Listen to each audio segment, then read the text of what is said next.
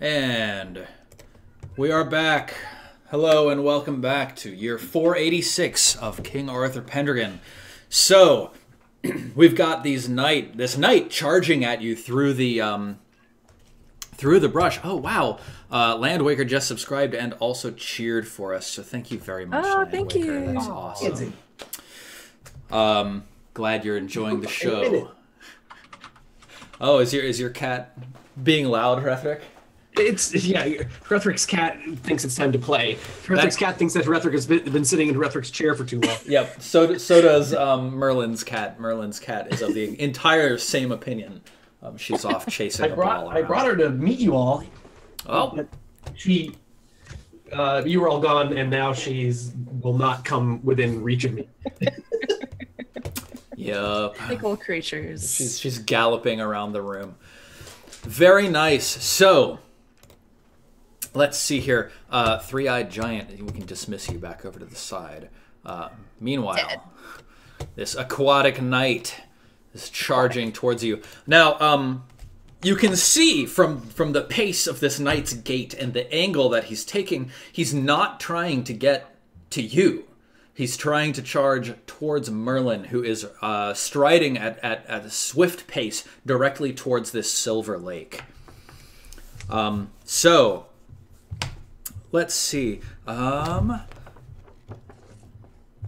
think you may not need to roll your Valorous to face him. No, you don't. He's not a dire enough threat to face you. Yep. Cool. So you can all engage. So which of you has the highest glory? I think it's Rethric, right? I got 1630 something. 1213. 1685. Okay, 1213 from Dwinwin. Elaine, I think you're in the 1200s as well. Nidian, are you 1271. like 1300s? I'm the lowest. 1328. Okay, cool. So yeah, Rethric, you get to act first. What are you gonna do? I'm going to hurl myself into danger. Nice. This counts as the same situation as you were in before, so you're still inspired by your loyalty to your lord. No way! Yeah, it's been so quick and so back to back, and you haven't had any time to get your bearings or anything.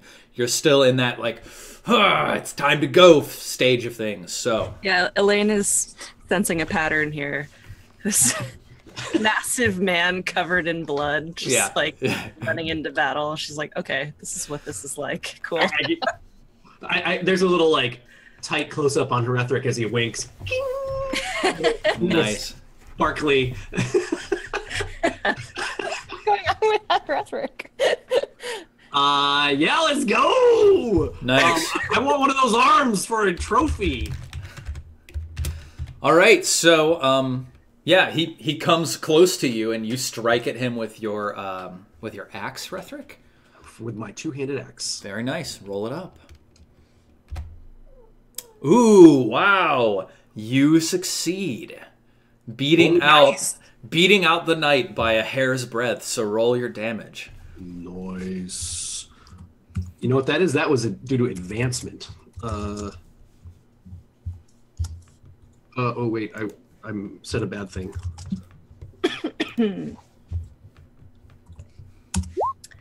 Wow. Wow. Damage. Okay, well, some of your damage does get through. You're noticing that, if this were a real knight in real armor, you would expect not to... You'd expect a hit like that not to do anything, but you hit him straight in the center of his breastplate, expecting your axe to bounce straight off, but instead, it carves into this breastplate, cleaving it in two like this strange algae-covered material, and water comes splashing out of the wound, spraying onto the ground. Yeah, very nicely done. Let's take a look at Dwinwin. What attack are you making? You're on foot now, so you're. Is it? Wait! Don't. Oh yeah, right. I beat it. Right. Go ahead. Yeah, sorry. you beat it. Hi, I'm back. We'll all learn these rules someday. Yeah. Well, if I'm on foot, then I'll 100% use my giant, beautiful sword that was my mother's sword. Nice. Yeah. Does it have any special markings on it or anything to indicate? It does, but I can't remember what they are. But they're awesome and beautiful. They're awesome and beautiful. Love it. Something, well, she was a Justicar, so something like strong and Right. powerful. Maybe a set of scales even? Yeah. Cool. Oh, Yes. Okay. So yeah. So I will swing my sword. I still get a plus 20. Plus 10, because one of those 10s Not was on for charging, but now you're not charging, so you're only inspired. Got it. I'm learning. Very nice. A 13, and it makes a swing at you. Oh, wow. Okay, that's a tie. Yeah. Now we have to figure out what that means. Our swords clang. Yeah, pretty much. They both have swords, so the sword tiebreaker doesn't come into play. Right. But I don't know what the next order of operations is after that. Should we just roll again? Can you break a tie in an opponent's favor? We might. I need to, let's see, combat 89 to 91. Oh, yeah, I don't have my book in front of me. Yeah. That's just weapons. Sorry. Weapons skills. I've got it right here. Let's see. 121 to 122.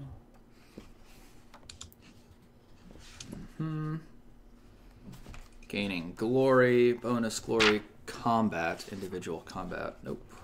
Non-combat actions. Here we go. Resolution phase. If one winner succeeds and the other fails, if both fail, if both riders roll the same number and both are successful and a tie occurs, this is essentially the same as if both had failed, but if one combatant's weapon is a sword and the other's is not, the sword breaks the other weapon. So that's it. It's just over. It's as if you had both failed, except that it's narratively much more dramatic with the two of you trading sword blows back and forth. And you're fighting like one of two arms along the sides of one of this knight as he's mounted. So there's lots of like, different strikes and parries back and forth. Elaine, yes. let's see what your attack looks like. You're still, of course, suffering your -5. Oh, right. I'm just not so sure about this, you guys. I'm like the C-3PO. I'm like too honest about the situation. Our odds are not in our favor. Our odds are 3,000 to 1. We cannot do this. We are too. Oh dear. Sorry. That'd be amazing if your horse was named R2. Okay. Oh no, it crit. Okay. Oh boy. So it strikes at you with its large sword that it's wielding one-handed.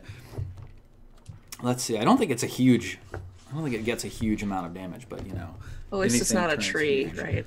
It's not a tree. True. It's a great sword. The thing's got 4 great swords. I would take a tree. So it's only 10d6 damage instead of 12d6. Wow. Ah! Okay. All right. Okay. You're okay.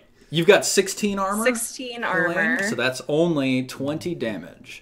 You're so good. So that's 7. So in your character sheet, But I'm unconscious at 7. Oh. right. So go ahead and in one of those wounds boxes, put 20, Okay. and then check the chirurgery needed checkbox Surgery. because you have Charcuterie. sustained a major wound. Good. And like you would get knocked down and whatever, but chirurgery needed supersedes all of that. So okay. Elaine's like, who are you people? Why did I come with you? Like first adventure, Elaine just gets cleaved in two. Boy, maybe this low valor thing was a tactical decision. I know, right? All right, Nidian. Well, you get to make your attack as well. Are you going to invoke your love of your lord? No, I'm going to try to keep him at bay here. Actually, no, I'm gonna press the attack. I have my spear, right? I can use your spear expertise. Yep. Yeah, I'm gonna choose to fight him with my spear. I'm like, back you cretin. And That gives him a +5, right? Spear versus sword? Yes, yeah. You get a +5 for being spear versus sword. That's good. Nice. Nailed it. Wait, that's not what I meant to roll. I meant to roll this other thing. Shit! Holy shit! That would be bad. Holy shit! Yeah. All right, Nidian, you Whoa, damage. I'm glad you wasted that one. You deal your damage. So roll. Oh yeah, no, sorry. You're doing 4d6. Yeah, just 4. Yeah, Nice. 16 Good. is pretty solid. So All that's counts. okay. Very nice. Yeah, you four have tangled up this warrior in yourselves, and Merlin, you see him striding out into the lake. Let's see if I can describe what you're doing.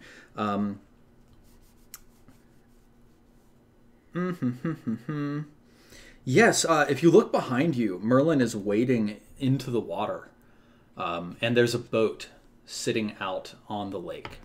So, again, let's start with Rethric. You can tell that he's focusing more of his attention on you, Rethric. Elaine was the partner on your side of this knight, and so he's got 2 free arms to strike at you with. You can divide, or you can focus all. That means if I don't divide, he gets just a free shot. Free shot. Yep. Oh boy. But I would like a critical. I guess I will go with 20 and 7, so I can at least guarantee a hit. Okay. So the first one, Sad. not too bad. You could probably beat that. Yeah, this is me you're talking about. Hold on.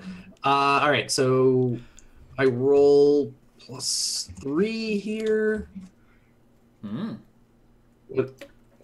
And I don't. you what? Oh, did Oh, you? yeah. So I rolled a 3, so I miss. Good on my big attack. Good job, Luke. Yeah. Yes. And so then- that means that he hits you and he damages you. So Yep. that's 5d6.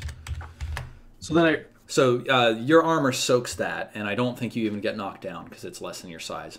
that's correct. But I hit with my second attack with a 1. Very So- nice, and he misses, so you deal your Yes! damage. All right. Double strike.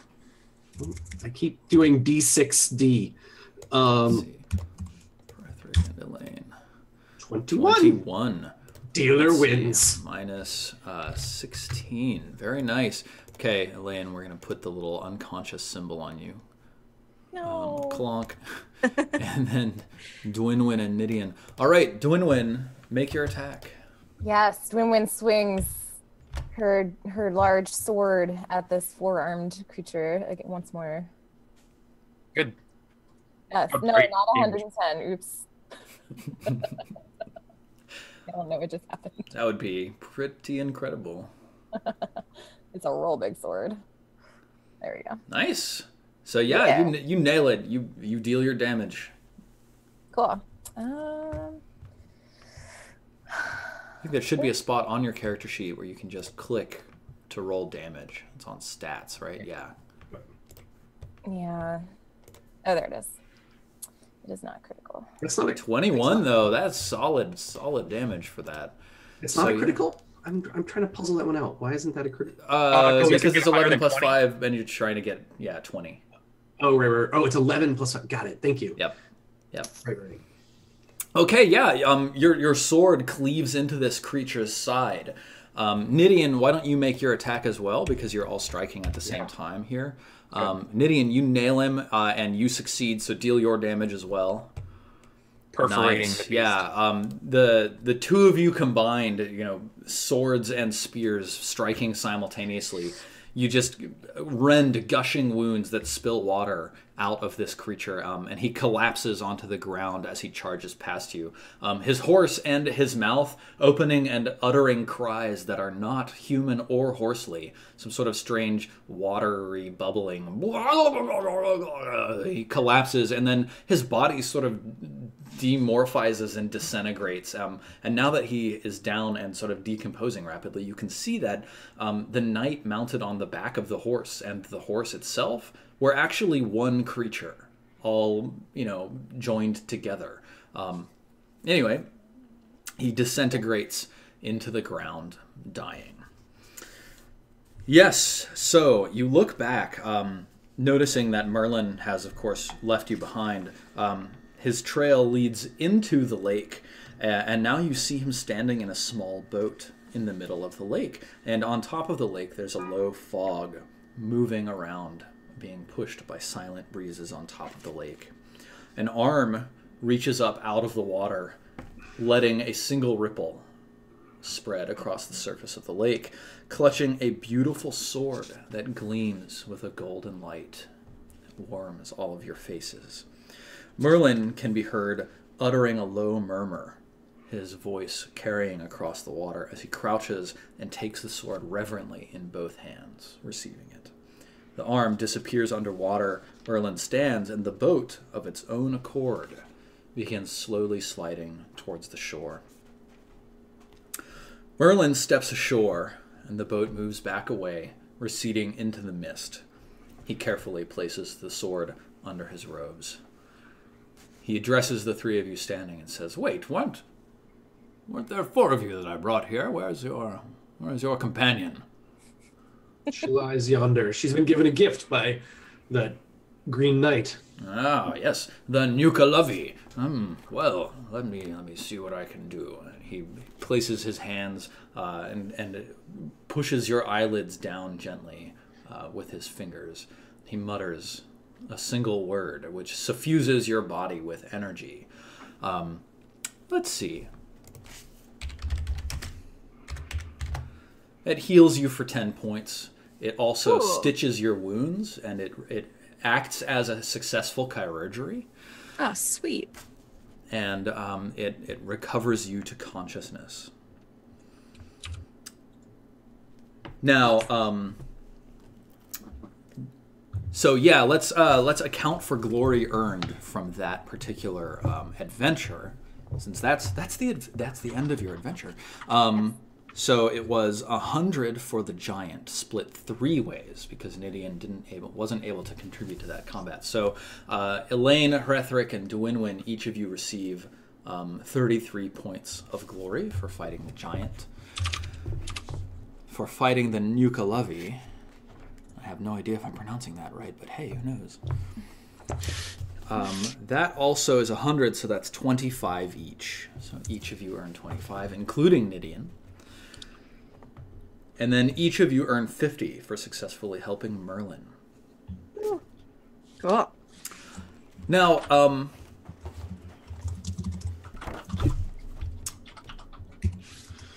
Elaine, you're feeling exceptionally melancholy as a consequence of your failed passion roll. Yeah. And you can either just sort of go wander sort of back to your home, which is what, Newton Tony? Is that what it is? Yes. Yeah, you can sort of wander back to Newton Tony and just sort of seclude yourself, cloister yourself, and sort of not interact for a while. You'll miss the Winter Court if you do that. But if instead somebody wants to try, they could try snapping you out of it. I'd love to. Okay. How does one do that? Well, let me make sure that I'm looking at the proper section of the rule book. So, passions. Oopsie. Yeah, disheartened. All right, so yes, melancholic. Melancholy is a mental disorder that Jess is very familiar with, given Ivan's experience. Causes the victim to be overwhelmed by grief. He or she may fall to the ground weeping aloud, lamenting losses and ill luck, and crying out from deep emotional pain. Alternatively, a melancholic character might fall into a deep and morose depression. Which of those is Elaine currently exhibiting?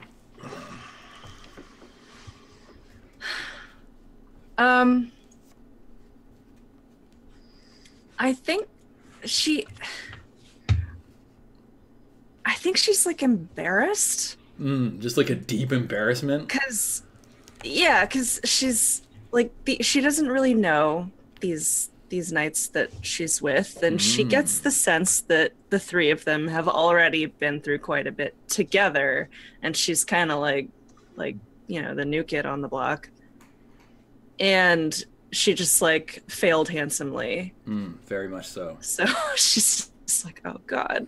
Nice. Oh. So you're just like putting your head in your hands and, you know, hanging back and your face is red, that sort of thing? Yeah, I think so. Okay. I think I'm just like very, very like quiet and uncomfortable. Yeah. You weren't wounded in the fight, right? Or I was. you were. Oh, great. So then on the ride back, Rethric's gonna like sidle up to you, and kind of clap you on the shoulder. Welcome, Sir Elaine. Welcome to our merry band. You have spilled blood with us this day, and for that, we all owe you. Right, friends? She's one of us now, and may we spill more blood together. Yeah. I look at the dry blood all over your face. I'm like, yes, I appreciate that, Sir Knight. I wish I could have been more useful to you. You took a blow. How much more useful could you have been? You took a blow that was meant for me, or Nidian, or Dwinwyn. You did a noble thing. Yeah. So now it sounds to me like Hrethric is trying to invoke his valorous trait in order to like get through to Elaine's passion. Yeah, I'm trying to be Hrethric. Hrethric this great mix of being like valorous and generous, and energetic. I'm trying to kind of give her credit, but also this is what we do in this band. We do, Yeah. we do deeds. You're like you're like the quarterback, right? Yeah, but also Hrethric also modest too. Like it's not. Hrethric didn't he's not like great, you helped me. It's that we couldn't have done it without you. This is how we roll as a team. So generally what you do when you're trying to snap somebody out of it is you call on one of your traits in order to get through past whatever passion they failed. So she failed her loyalty to her lord, and you're trying to use one of your traits to break through and prove to her that wasn't that bad of a thing, basically. What are you laughing at? Sorry, I just feel like I could help a lot. That's it.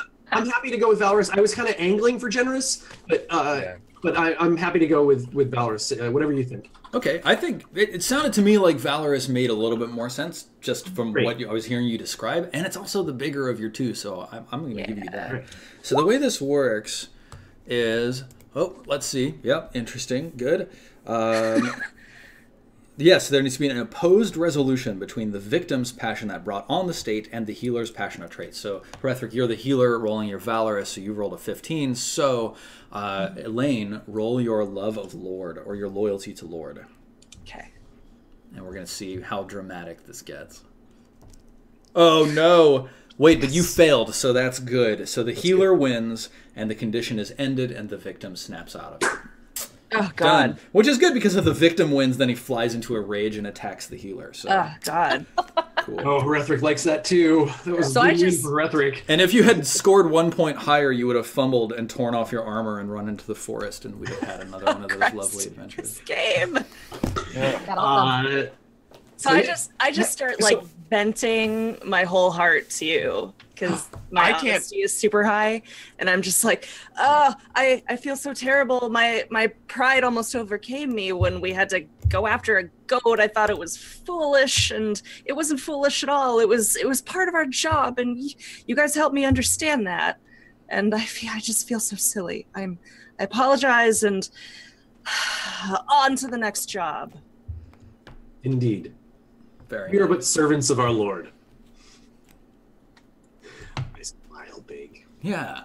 So you come out of the forest and you look around, and you're back at the bottom of the hill where the goat was, and you maybe even hear from a distance, a ways away, Beelzebub. And you look around, and Merlin is nowhere to be found. He's vanished, Classic. leaving the four of you alone. He's Batman. Now let's see. Time passes. You make your way back to court, and you report what you did to Earl Roderick, who is surprised, and he asks you for a full accounting of the story. Which of you is going to tell the tale to Earl Roderick? Nidian. Nidian, is it you? Or not. Okay. No, I don't will. want to tell it. Okay. I mean, I observed the battle the best. I that- took the best vantage point. It makes sense that you would be the right person to tell everybody about it then. Go ahead and give us an orate roll, and then let's hear what you have to say. Boy, you know, I'm gonna be very honest about it. Okay. I'm gonna say how good everyone was and how I stayed in the reserves. I was the reserve.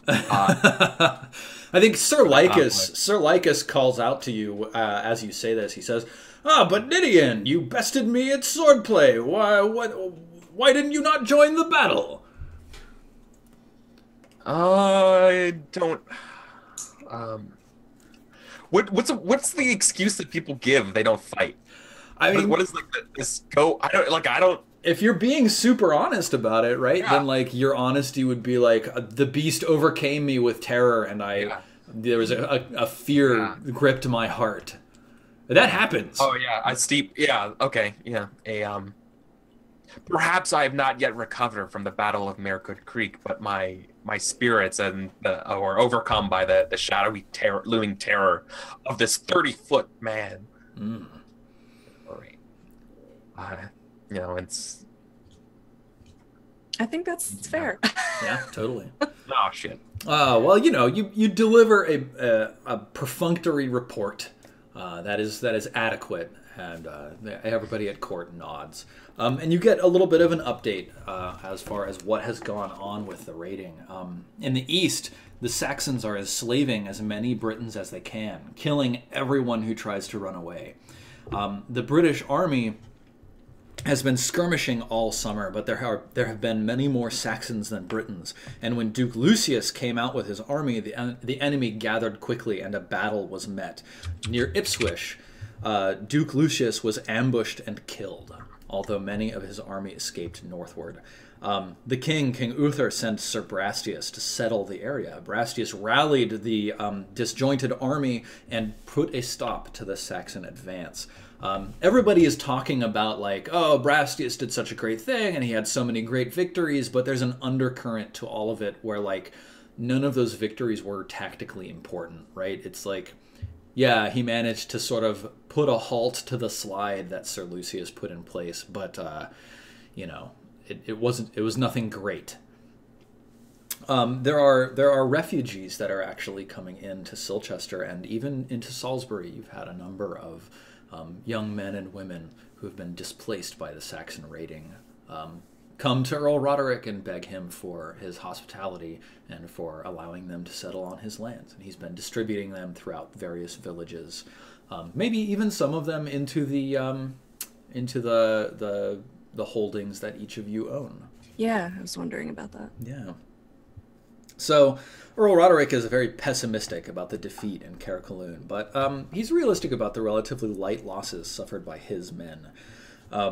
He talks about plans for the future with all of you, he goes with you, each of you, to check up on your horses, and he especially expresses admiration for the horses that Nidian and Herethric are riding. Can I buttonhole him when he comes to talk to me about the horse? Yeah, absolutely. So Is it? I have a question. I'm sorry, but continue. Finish that first. my lord, I appreciate your kind words. If you would like Wyvern for your own stables, by all means, please. He is yours to take. Oh, a generous gift, but no, I wouldn't wish to deprive you of a steed like this, though. I must admit, as a sire, he could be very valuable. Will you lend him to me this year, that I may stud him with some of my mares and see what kind of crop I can gather from him? It is the least I can do, my lord. Excellent, thank you. I appreciate your loyalty. There is one small matter I wished to bring to your attention, if my lord has a moment. Of course, please speak freely, Erethric. It is concerning the Lady Yvonne. Yes, I know her. She came from the castle of the lord to the south, who with the tale of the horses. Yes, where Nidian found himself transfigured. Indeed. Do you know anything of her or her people, her pedigree? As far as I've been able to gather, and she has become something of a good friend to my own daughter. She has no people anymore. She has come here because someone slew her father, Rethric. Well, it seems, my lord, that she is in need of a home and a hearth, and perhaps even a husband. Ah, yes, I now understand the point of your inquiries.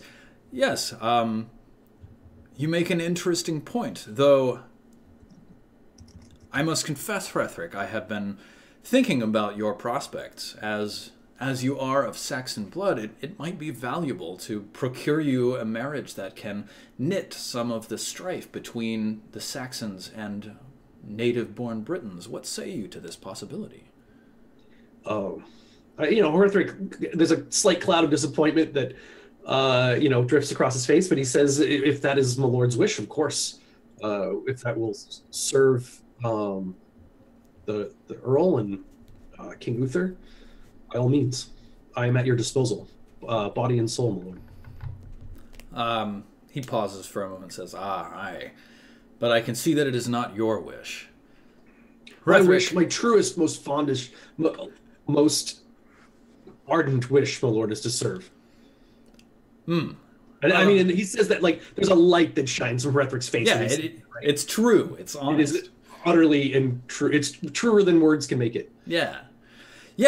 He nods. He says, Rethric, I thank you for your service. I will be honest with you, Rethric. I have been floating the idea with various of the nobles of procuring you a marriage with one of their daughters or with one of them, and it is challenging. The distrust of Saxons runs deep, especially this far into the heartland. We all know that you are a good man, but if the Lady Yvonne is willing, I think she would make a good match for you. You have my blessing. That's what my lord wishes. Then it shall be done. Yeah. Nidian, what did you want to ask? He mentioned something about the losses of his army, and he kind of just shakes it off a little bit. I wanted to ask you, is that kind of normal for like a leader of men to be like, yeah, but the losses were acceptable? Like, well, his losses were quite small compared with like Sir Lucius's losses and other lords who were in battle this year. Earl Roderick hasn't lost many. I just guess what I'm saying is like, are like the great commanders of Britain like callous? Is that a thing? I mean, I think I was summarizing sort of a couple of what would have been longer sessions where he would talk about his losses. You know, he's not terribly callous, but I think he understands that the wages of Britain's security are its young men and women thrown into the meat grinder, against the Saxon horde. That's the way we live these days. One day I would love to be a general. So like hearing how they're like behaving and like leading men was kind of like why I was listening so intently. Yeah, absolutely. And I was like, is this an important lesson that I should be taking away from this? Yeah, like maybe the leaders, are they like the way they handle loss, and almost like studying how they're talking right now. Yeah, maybe you have a brief conversation with Roderick and some of his other, trusted advisors on matters of battle, and he tells you about future plans. He says, is there an opportunity for me to chime in and be or like volunteer for something? Yeah, absolutely. Well, he's sitting in council with you and Sir Wolf and Sir Elid and Sir Lycus. And he's describing what King Uther has been telling him about his plans. He says the king and his nobles, they're discussing the option of invading Frankland. He's already ordered the gathering of ships for next year, 487, as well as refitting his old fleet that his brother once commissioned. What think you of raiding along the coast of Frankland? It would be an honor. A tremendous honor. So this is Roderick, right? Asking me? Yeah. So such a battle interests you. Very much so. After excuse me. After the shallowness of my heart, this past month, my appetite for battle has grown. Let us hope. He looks down at a map of the coastline. He says, yes, it appears 1, 2, 3, 4. Yes, it appears as though the king is targeting 4 landings. 1 at Pevensey, 1 at Dover, 1 at Malden, and 1 at Wash. It would be a long campaign, but I know that having a few good knights like yourself and your companions would be greatly valuable. Consider it for the year, Nidian, though I can easily see how there may be other opportunities for you next year. You and your companions are starting to make a name for yourself. I see, but I really want to push for this, though. So I really, I was like, well, I'm sure that is the case. But I don't think. Actually, you know what? I really want to. In my heart of hearts, I want to do it. But I think I'm going to be more like, whatever was the best way to serve my lord. Yeah. To you.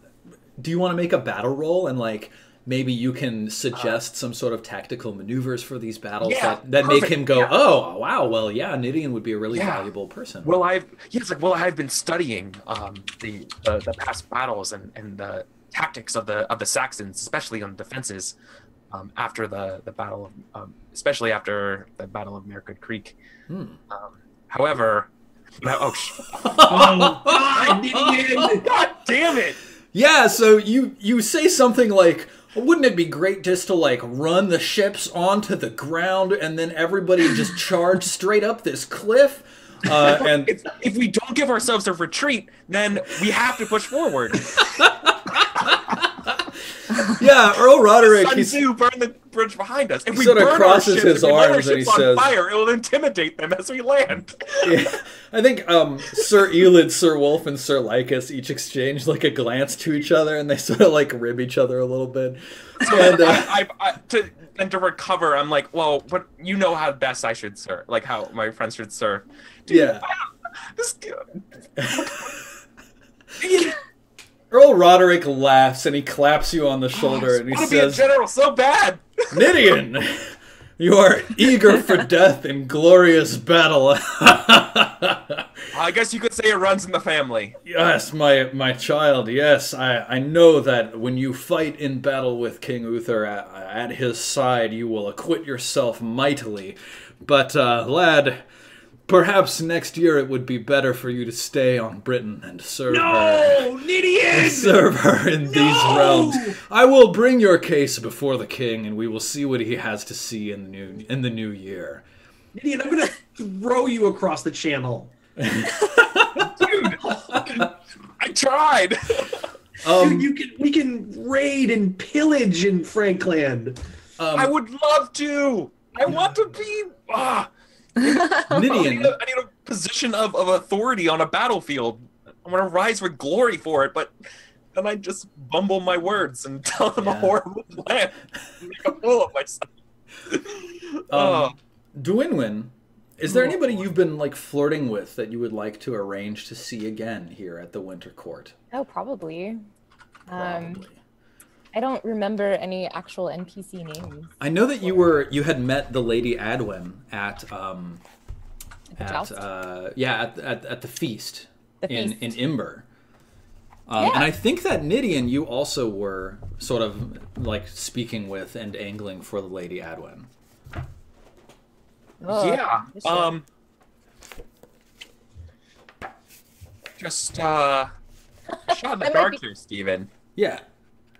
I didn't. Maybe I forgot that the Earl had a daughter. The Earl? What do I know about it? Yeah, what do I know about the Earl's daughter? She was She's young friends. a few years ago. She let's see. Because that would be funny. That would be a funny scene between Dwinwyn and Nidian. Yes, Lady Jenna, the daughter of Earl Robert and Lady Ellen. Yes. Yeah, I guess this is the daughter of not Earl Roderick, but another Earl. But I guess she lives here at court. Oh no, it's just spelled wrong. Because Countess Ellen is the Countess of Earl Roderick, yeah, and Jenna is her daughter. Yeah, absolutely. She's still a girl, not yet marriageable in the year 486. I think it's probably going to be like 3 more years before she's of marriageable age.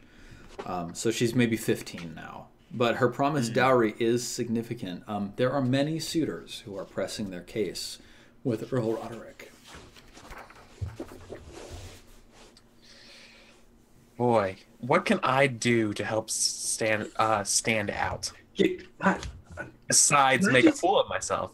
Can I just off-screen tackle Nidian and just like restrain him? Tackle him completely out of court? I mean...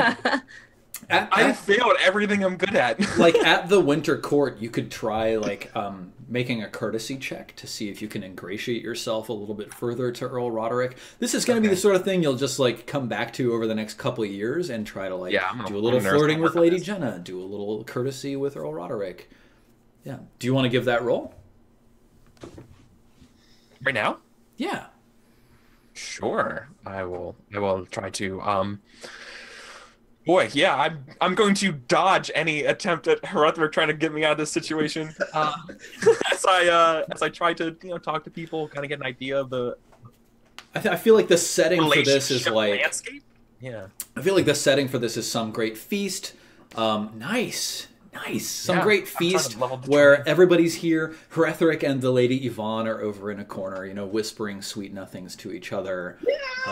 Nidian, you sidle up to Earl Roderick, and you're just like making niceties to probably to him and his countess, and maybe even the countess might be the more important of the two where this matter is concerned. And you acquit yourself very well. Earl Roderick, like. You made a dumbass suggestion about battle, but you're what, 22? Like, he knows. It's fine. You'll be fine someday. They enjoy your company for a conversation that evening. Yeah. Now, Dwynwen, you were flirting with the Lady Adwen. Yeah, and the Lady Adwen, I don't know much about her. I would love to know more about her at the Winter Court. So, right. Yeah, I guess we're all in like formal wear or something. Like, what do we wear to court?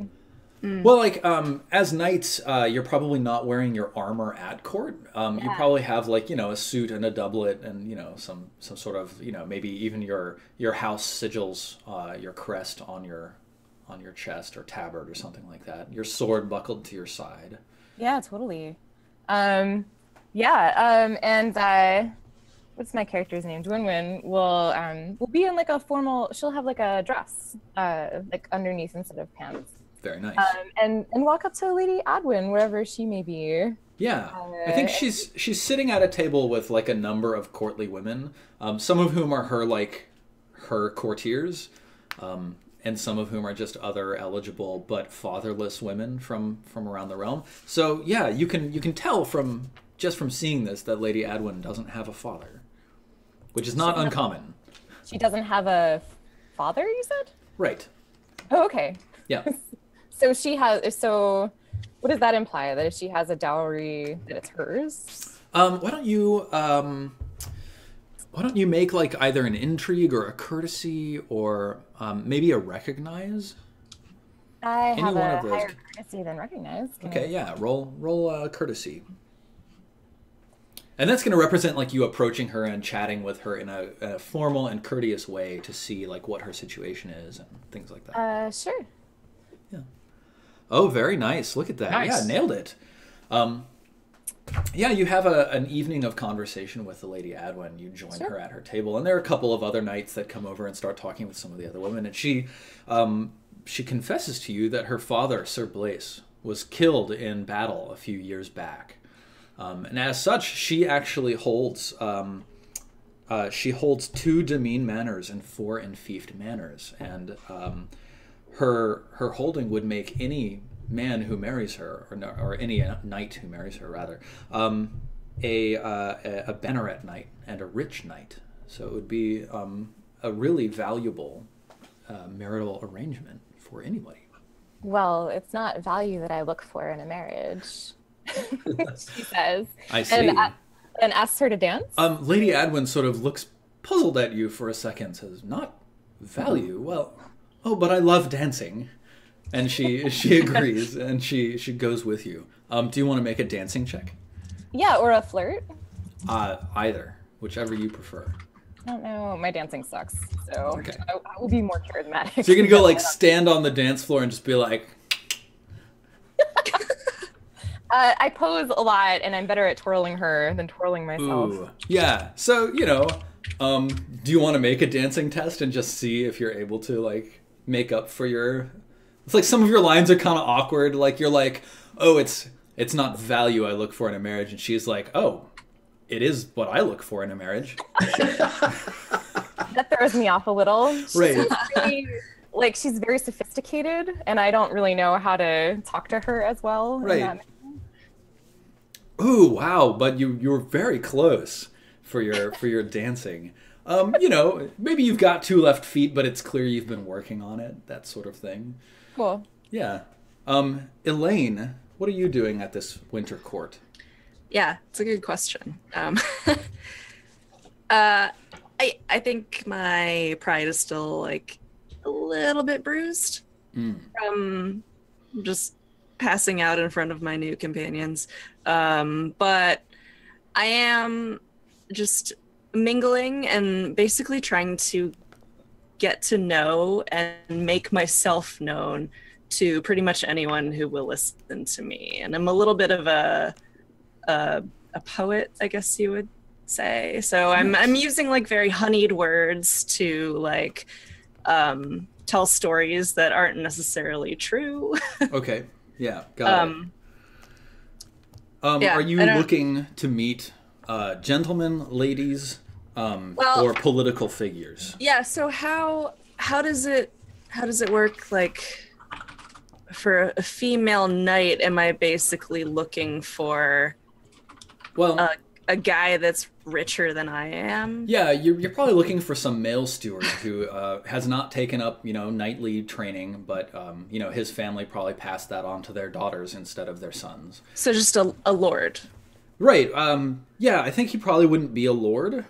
Like, a lord is someone who's been given a title by the king, but, like, he'd be the equivalent of Lady Adwin, except a man. Okay. Yeah.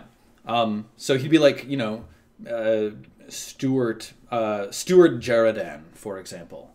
And yeah, if you really were angling for like legitimate offspring, then you would want to be married to a man so that you could make sure that the children from your union are children born into marriage.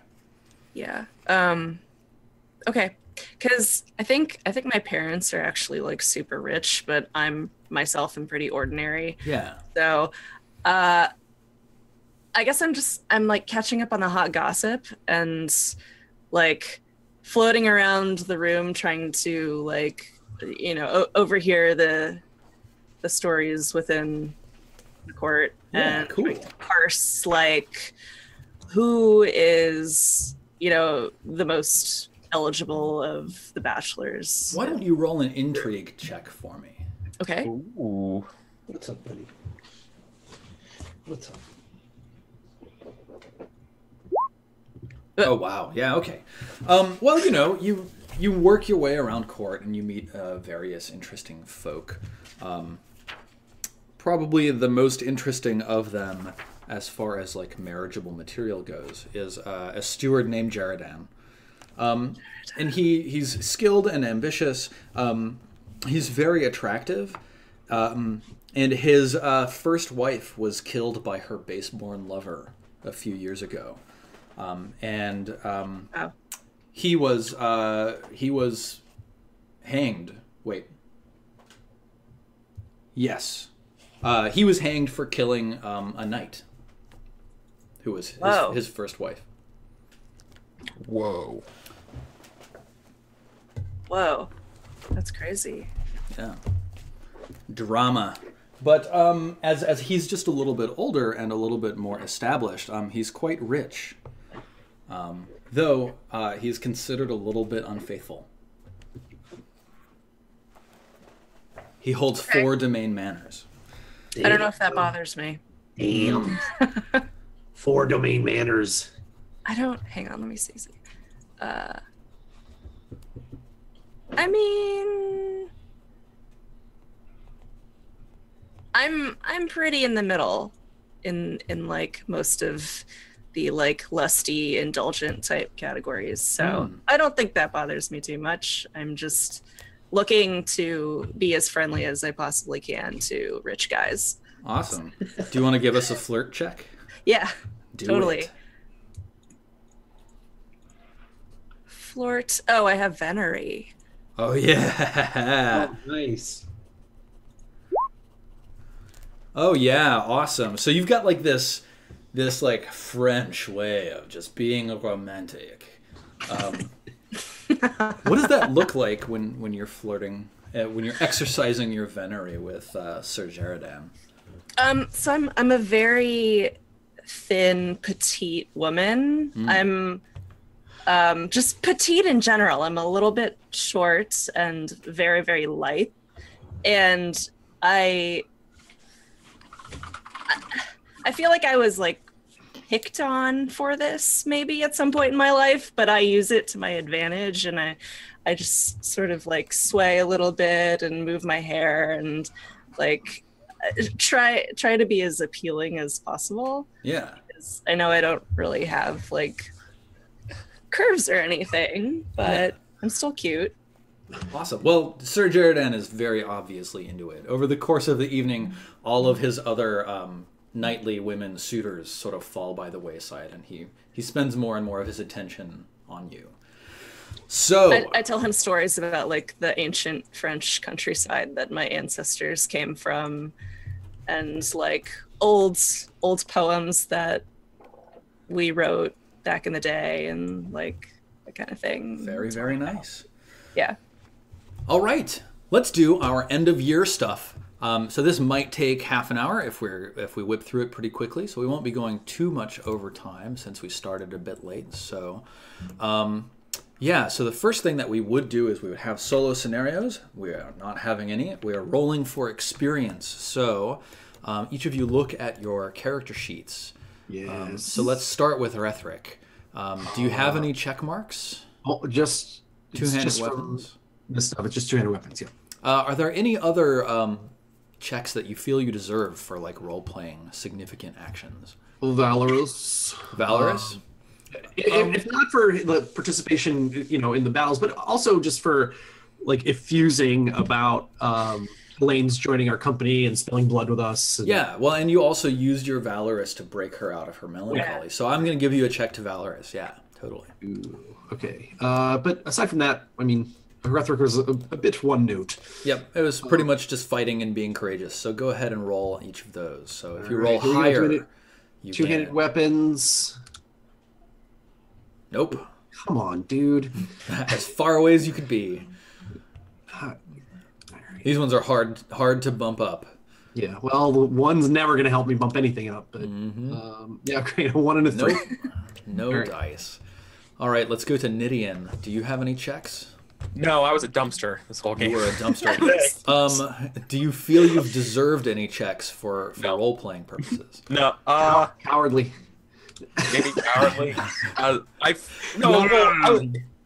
I'm not gonna give you a check to cowardly just because you failed.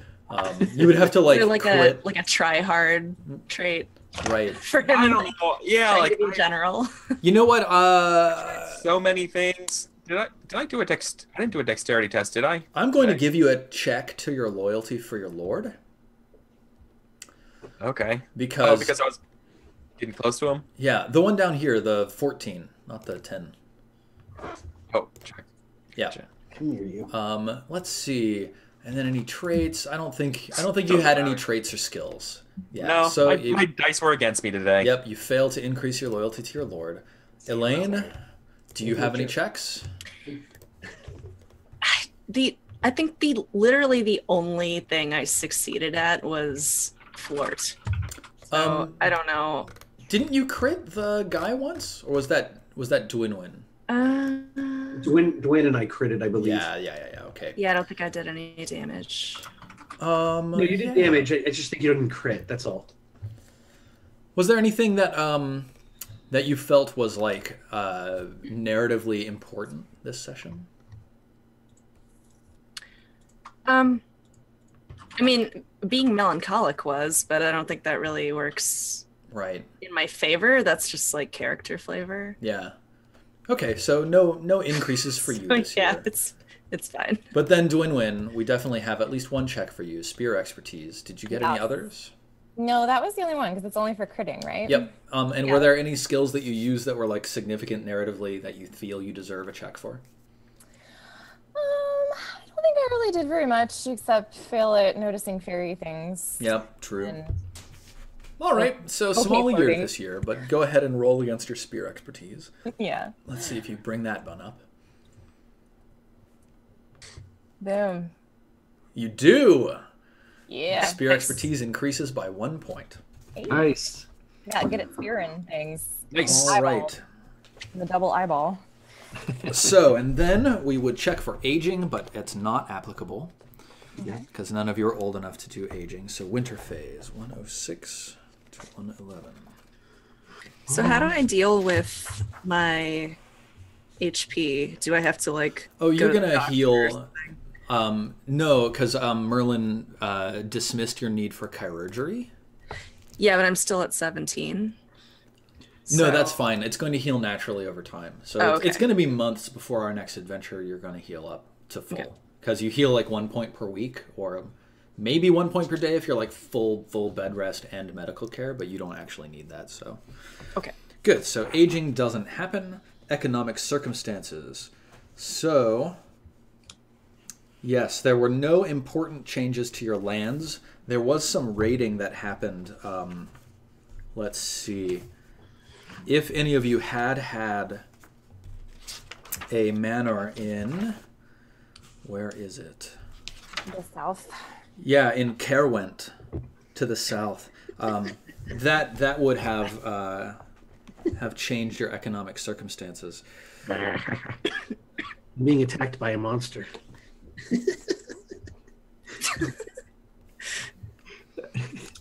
You should have seen her leapt from the darkness. Let's see. Now I believe that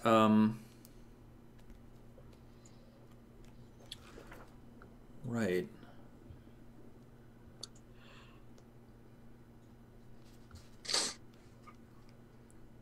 Right. We might need to do. Oh no, because your maintenance was based on last year's income. So last year you if you spent six librum on yourself, then you're maintaining yourself at an ordinary level. And I think all four of you did maintain yourself at ordinary last year. So that's good.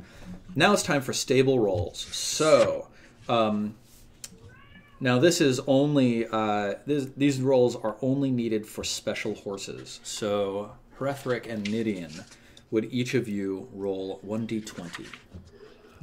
Yeah. 13. Okay, your horse is fine. And Luke, your horse is also fine. So, family roles.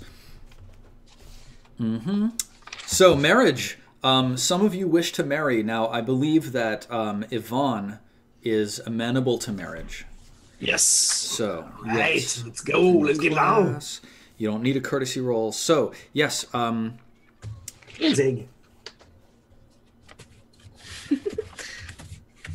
yeah, we're going to say that she gives you 100 glory for your wedding. So you do marry, you gain 100 glory. Nice. Oh, yeah. She has a dowry with her of 8 librum, which become yours. Right. Yeah. And then, Dwinwyn, you'd been flirting with the Lady Adwin, right? Mm-hmm. And are you interested in marrying her?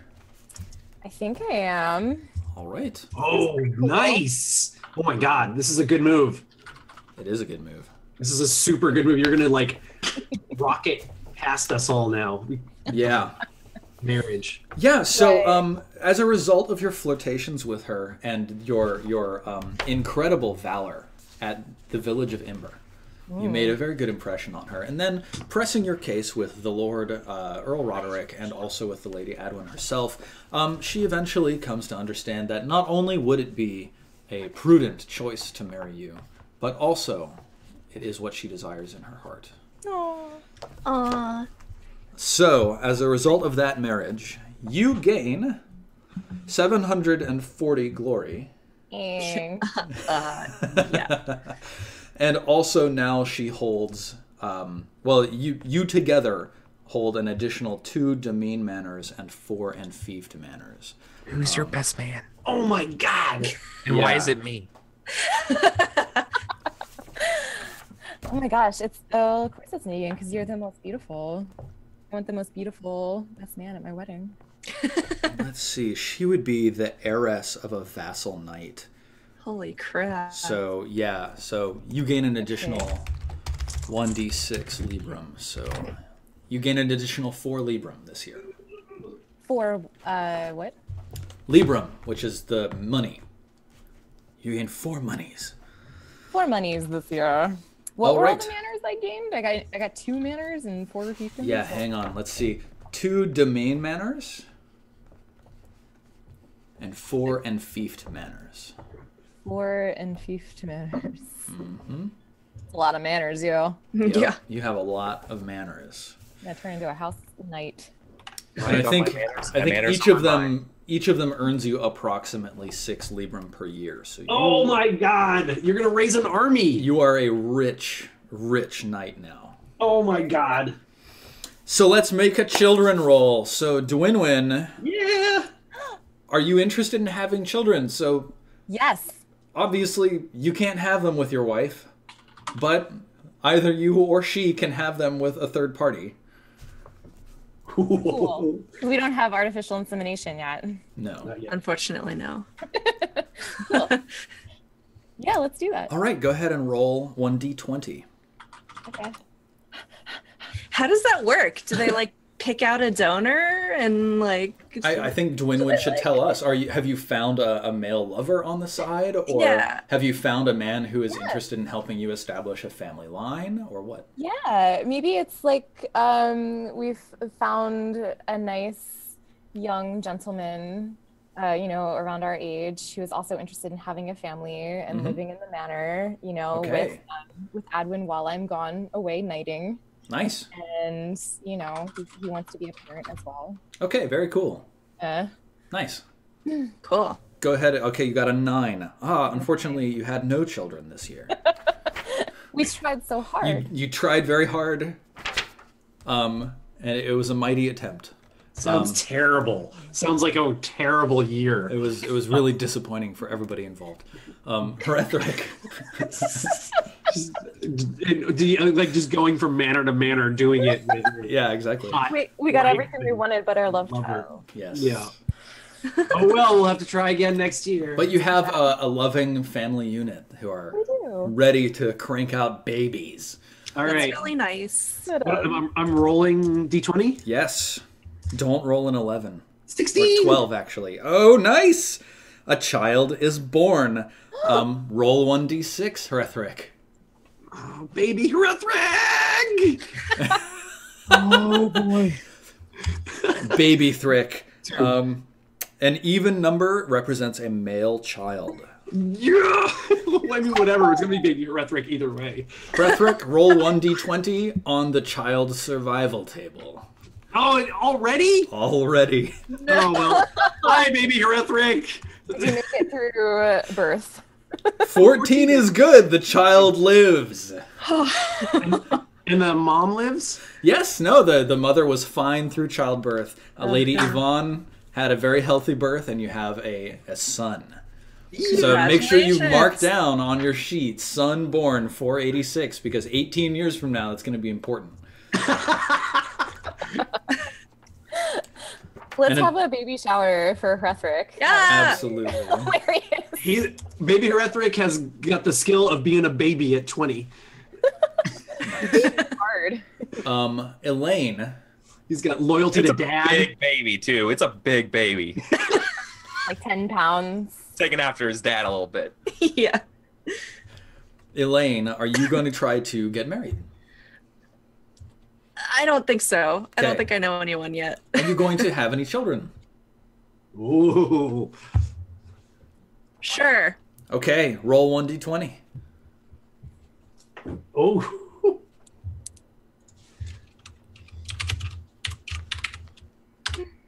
One.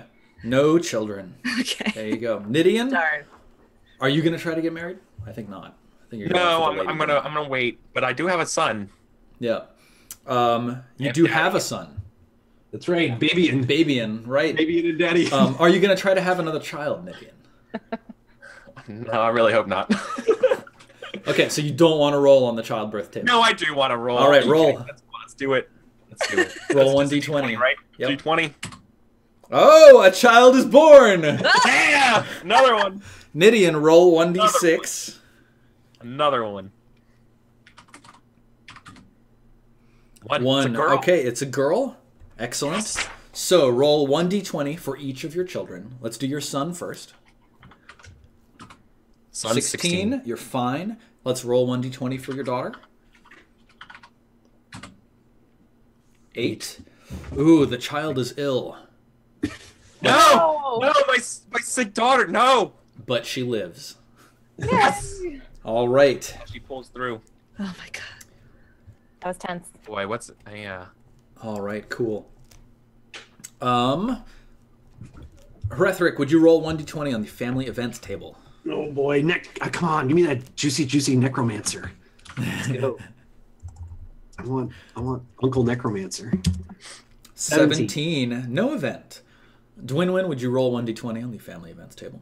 Yes.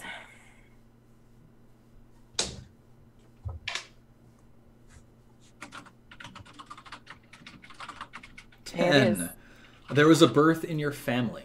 Oh. So I'll let you decide, whether it was, a nephew or a niece or a brother or who knows. But Sure. make a note of it on your sheet. Birth in family. Yeah. So Probably that's not your direct family, it's your extended family. Yeah. Elaine, roll 1d20 on the family events table. 20. Oh, you got a rumor of a scandal, Elaine. Roll 1d20 again. Ooh. Clearly, it's my almost child. Necromancer. Come on, Necromancer. Lucky 13. Nice. 13, huh? Oh, there's rumor of an illicit love affair Yeah. Ooh. in That your makes family. sense. No baby, but something happened. Roll 1d20 again. Oops. 20. 20. What Oh, the hell? It's one of your cousins there's a rumor of an illicit love affair with her. And Nidian, roll 1d20 on the family events table. 16. No event. Yeah. Uneventful. Right. All right. It's manor time. It's good. That makes sense. Stop. Manor time. Never even know. Yeah. Okay. So, all right. So I've made a. Do I have you on this page? Yes. So I've got a manor sheet for each of you. And I think that first page, Hrethric, is actually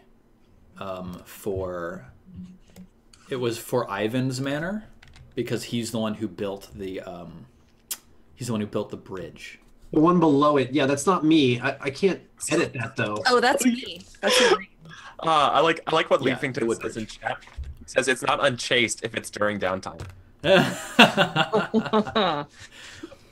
All right, cool. So wait, that's so yeah, the I land guess. stuff. So are you making these edits, Steven, on your end? I'm actually going to let you all do them. So you can go in the upper left-hand corner of Roll20. There's that bar, and if you click the eye, or if you click there's one of them. The third one down is like draw shape, freehand, polygon, text. So if you switch over to text, then you can begin writing text in any of those fields. Okay. I didn't see that. Okay. Yeah. Okay, so what we're going to have to do... so on the manor income worksheet for the complete landholding system, which is at the top of the page, I need each of you to find on this screen where yours is. So I've got Hrethric, then Nidian, then Dwinwyn, and then Elaine in that order. So we're going to put the year 486 into the date column.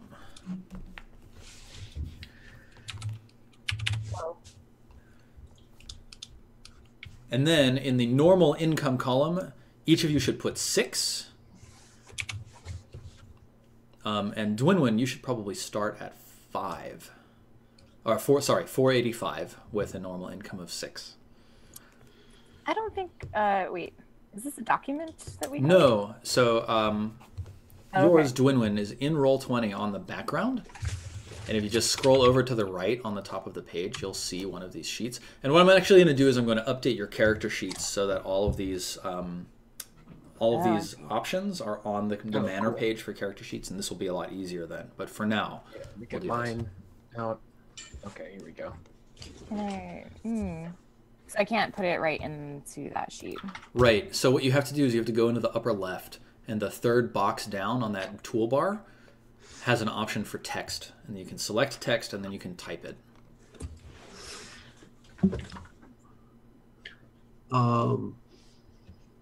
Steven, did I get a dowry for Yvonne? Yeah, you got £8.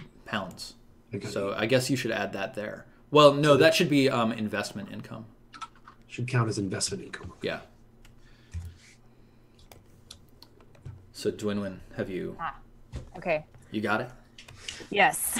Cool. So I'm sorry, you wanted me to put something in there. Yeah. So for in the first column for date, on the first row, put 485.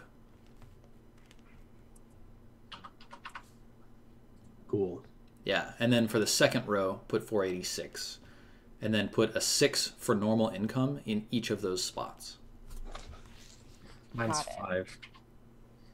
5. Yeah, Nidian's is 5 because his manor has been... I strip mine my force. Yeah, exactly. Oh, it's only a 25% chance of losing it. Boom. All right, cool. Okay, Slot. good.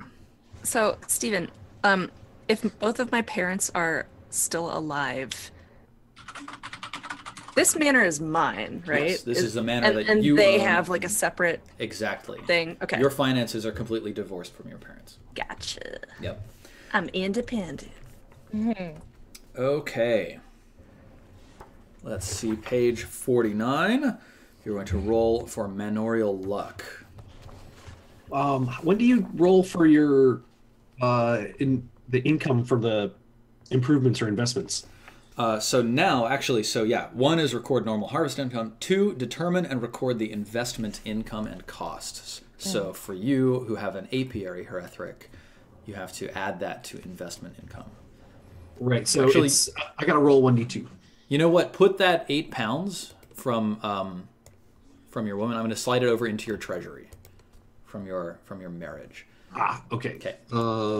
So roll 1d2. Nice. Two. Your Nice. apiary produced £2, 2 librum worth of Right. And then what about the cost of maintenance?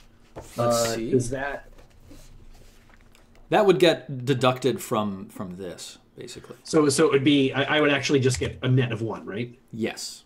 Right. Okay. Yep. Also, I forgot this. I get a roll for energetic. Oh yeah. Hey, go ahead and roll against your energetic, and let's see if you become more energy. Yes! You do. Your energetic increases by 1. Got some of that funny honey. Nice. Oh. All right. So now all of you will add your normal income plus your investment income and put the result in anticipated income. So this year for Hrethric, it's going to be 7. For everybody except for Nidian, it's going to be 6. For Nidian, it's going to be 5. And then we'll go in order: Hrethric, Nidian, Dwinwyn, and Elaine, and each of you will roll 1d6. So Hrethric, roll 1d6. Oh boy. Here we go. Right. And then right, and I get the modifier to the weather. I don't think that's this, but No, it's not. all right. 3. Okay. Under manorial luck, write calamity. Yes. This is the normal state of things in Britain. Yes. And then roll 1d20. burned down, falls over. Roll. I just typed in roll calamity. Roll 1d20. 8. Pestilence struck the manor, so you get +5 to fate. So just in the fate column, write +5, and we'll remember that for future. Hive collapse. Yeah, right. Body collapse disorder. So should I just put a net 4 there then? Because is that the weather modifier? It's +5. Right, but for the beehive, it gives me a -1. Yes. Go ahead and put the +4, and we'll just remember that the beehive has helped you out already. Right. And then we're going to roll and determine your fate soon, quote unquote. Okay, Nidian, roll 1d6. With pleasure. 1. Calamity, roll 1d20. Seems right. 4. 4. A bandit raid, roll 1d6 -1. 1d what? 1d6 -1. -1. Okay, so you're adding 3 to your fate as a result of the bandit raid on your manor. So in the fate column, just write +3. And under manorial luck, write calamity. Dwinwin, roll 1d6. 4. 4, so that's no result. So for 485, the first year, for the first row, you can write no result, and then roll 1d6 again. Okay.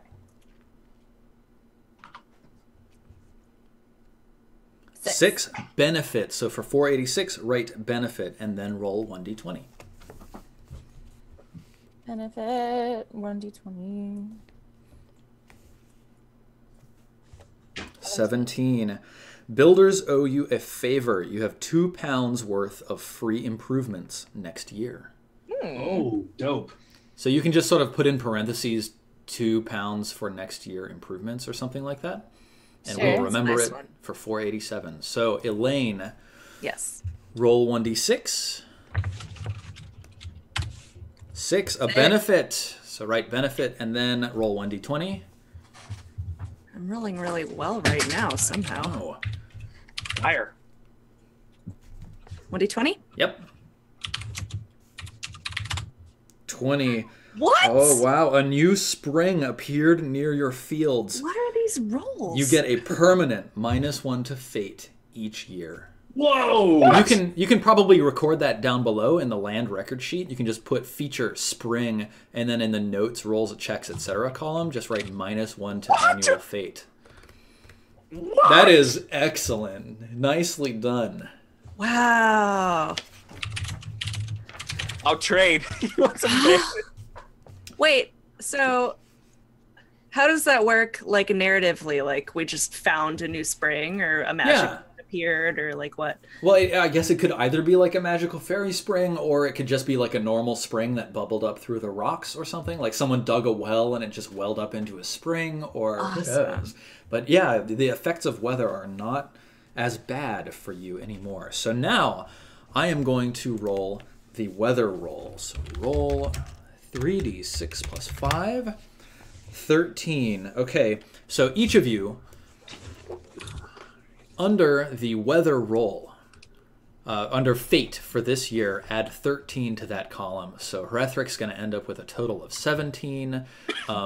Nidian's going to end up with a total of 16.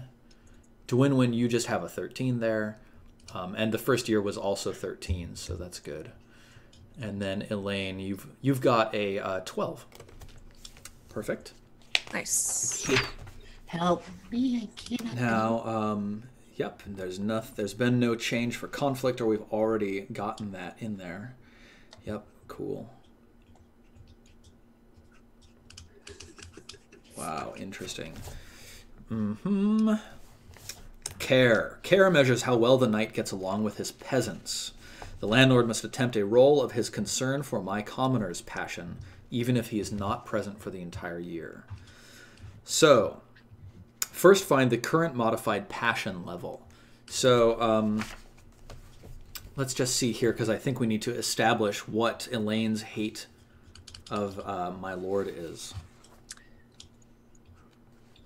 Oh, wait, I have that written down somewhere. Because you're a foreign... Well, you're a new character now, right? Yeah, but We built the manor with Elaine for winter. So Oh, did we? Okay, Yeah. good. Good. It's probably on the manners tab for your character sheet. 5. 5? Okay, cool. Yes. Right, so you need to subtract the commoner's hate of landlord passion from the knight's concern for my commoner's passion. So what is your concern for my commoners, Elaine? 8. 8, so you get a 3. The result is greater than 0. Then roll an uncontested concern, my commoners. So roll 1d20 less than 3. Oh, I'm not just rolling the concern for commoners. No, because it's been reduced by their hatred. Okay. So yeah. 1d20 minus 3. Yep. No, 1d20 less than 3. Less than 3. Yep. This is like geometry. I know, right?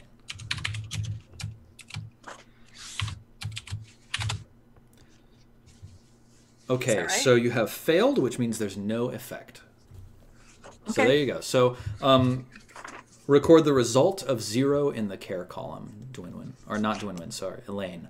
Okay. Cool. And then your total misfortune is the sum of those numbers. So you've got a 12. So let's go back from the beginning. Hrethric, what is your hate my commoners or hate of landlord?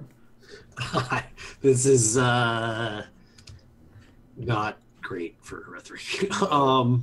Mine is 7, and I believe their hate of me is 6. Nice. Does my wife help with this at all? I think she's going to be doing a stewardship role a little bit later. Got it. But not right now. Right. So, So I have to roll a 1 and a 20? Is that... yep. Roll 1d20 less than 1. Well, it certainly happened a lot today prior to this. 5.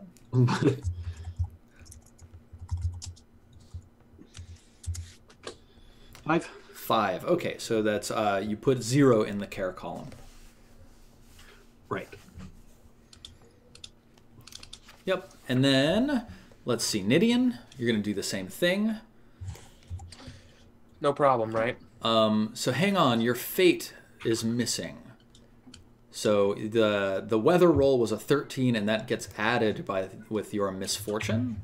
Oh, it's a 10 then. Yeah, No, I because the remember. bandit rate increases your fate. Oh, it increases it, doesn't decrease it. That's Correct. right. 16. 16. Yes. And then, what is your hate of landlord? 0. Okay, so roll against your concern for my commoner's passion. Okay, and that's an actual roll. Yes. That's under... Here it is. Okay, so you failed, but that just makes it your care is 0, and then your misfortune equals 16. And then Elaine, where I took care of you, so it's Dwinwyn, so you've got your 13 fate. And I don't think we've established your hate of landlord, have we, Dwinwyn? Correct, we have not. Now you are... So you have a new passion on your character sheet called concern, parentheses, my commoners. Yes. So you start with that at a value of 7. Okay. And then your commoners start with a hate of landlord passion. I'm And the landlord. starting value is equal to 1/4 of the hate that they held for their father previously. Peasants give the benefit of the doubt to new landlords. Unless the landlord has previous history with these commoners, the peasants always start with a fresh state of 0 to their hate landlord. Foreign overlords are an exception, but you're a Kimri, right? Yeah. I'm not sure. I believe Yeah, so. She has spear expertise. She's Kimrick. Yes, yes. I'm yes. I'm local. Is that? Yep. So like stats, your culture is Kimrick. Yeah, you're local. So you have 0 for your hate of landlord. Hey. Your peasants are content. So now just roll a test of your concern, my commoners. Oh, okay. So, since they have 0.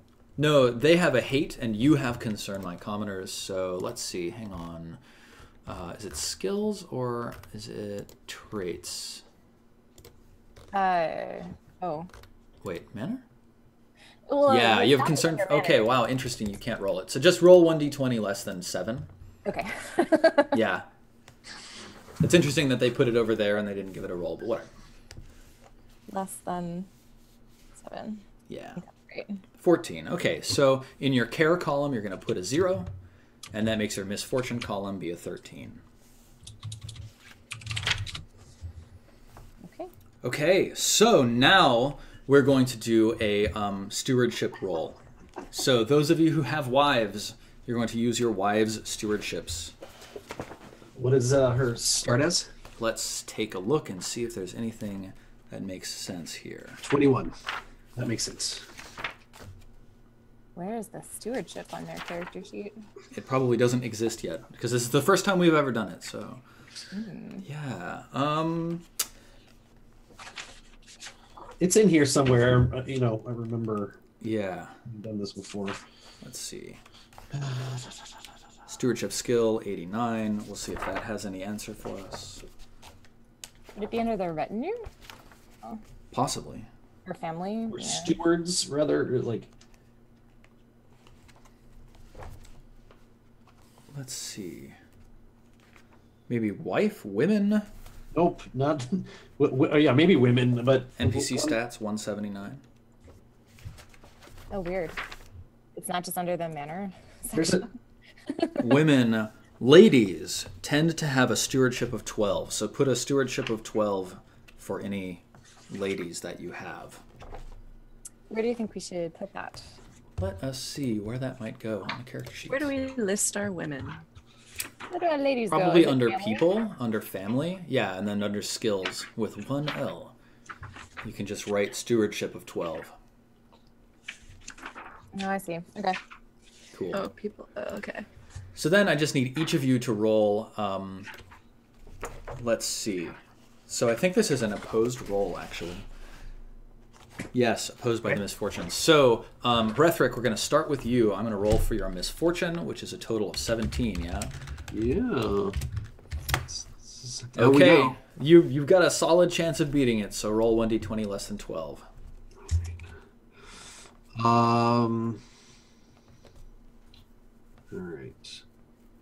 All right, Yvonne, let's go. You and me together against the darkness. A 2. You succeed. Crushed You it. beat it. Crushed it. You win. Oh. So let's see. Harvest result. And record it in the harvest result column. Let's see. Surely, yeah, there we go. Okay, so the misfortune die success was a success. And the steward's die roll was a success, and you won. So you put regular in the harvest result column. Correct. Okay, down the line, let's do that for Nidian.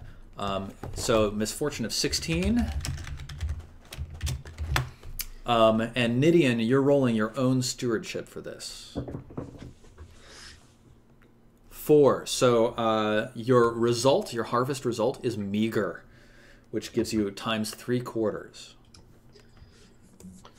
Yep. sounds right for me. Dwinwyn, you also have a wife, and her stewardship is 12. So roll 1d20 less than 12, and you succeed. And that means steward's die roll is a success, and you have won the tie. Wait, yeah, good. So your harvest result is good, which is times 1.5.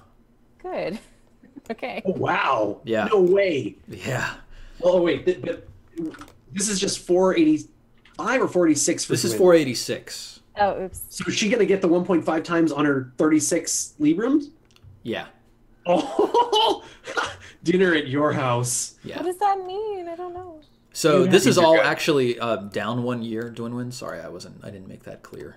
No, it's okay. Blue. I thought we were doing both for some reason. Well, we should have been. Good, okay. It's a complex. But yeah, actually, your normal income for this year should be much higher. It should be 4 times 6, so 24, Oh, okay. because you have 4 manors. Actually, 5, so you have 30, because you have a manor plus the 4 that your wife has.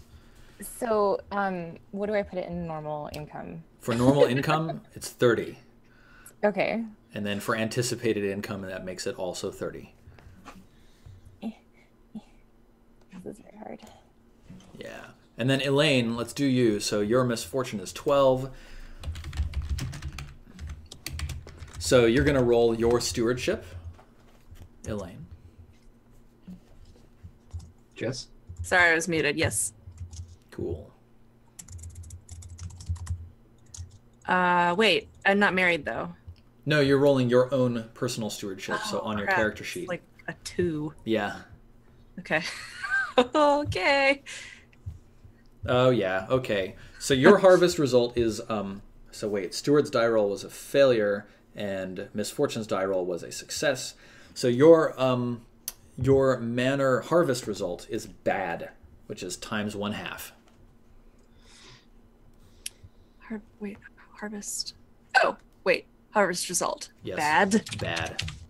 Okay, bad. Which is times 1/2. So now you take the anticipated income and you times it by your harvest results to get your manor income. So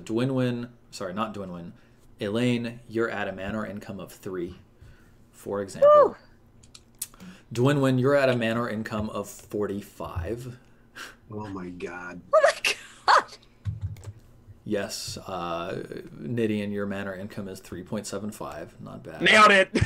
And Hrethrick's got 7. Totally normal. 7. Okay, and now, so yep, you've got your manor income, and then if you're short income, then you might need emergency income. This might be from either logging, a squeeze, treasure, a loan, or a gift from a friend. So you should write the source and the amount here. So, for example, Elaine, you will be living the next year as a poor knight unless you get additional income from somewhere. You can either choose to log your fields and try to get that. That way you can squeeze your peasants and get more money from them.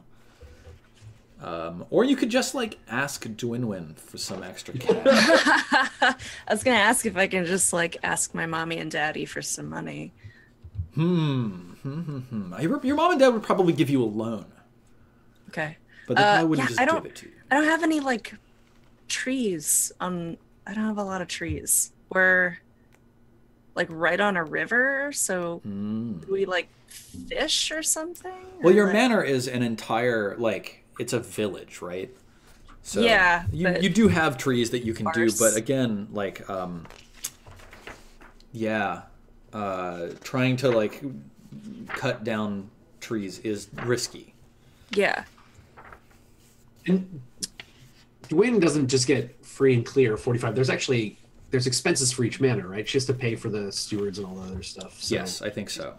But she's gonna have a ton of extra cash. Yeah. Let's build an army. Let's build castles. Kira, the game actually rewards you. Slightly for prudence, but far more for blinging. The game wants you to buy nice clothes, fancy things, presents for your friends. You get glory for every librum you spend on conspicuous consumption. Yep. You can throw feasts. You can host tournaments, but not yet. Yeah, that's basically it. Ooh, let's have a feast at the end of the winter. Nice. Right, once we're done.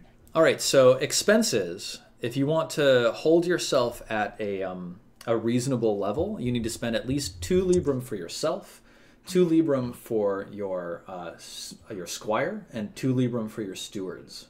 So for Dwinwyn, you've got a wife as a steward, and then you have 4 extra stewards. So that's 2, 4, 6, plus 8. So you need to spend at least 12 librum maintaining yourself. Deal. And then, so the rest of you, for example, Hrethrick, you probably just need to spend 6 librum maintaining yourself. Nidian, it would be good. So you've got a treasury of 2.5, which actually does get you up to that 6. So if you want, you can use your treasury to bring yourself up to ordinary knight status. Right. Yeah, I'm gonna have to because I don't want to borrow any money from anybody. Okay, so now you've got 0.25 left in your treasury, and you're spending 6 librum maintaining yourself. Yep. Okay, so yeah, Elaine, where are you getting that extra librum from? How does the loan work? Let's see if there's any sort of information here.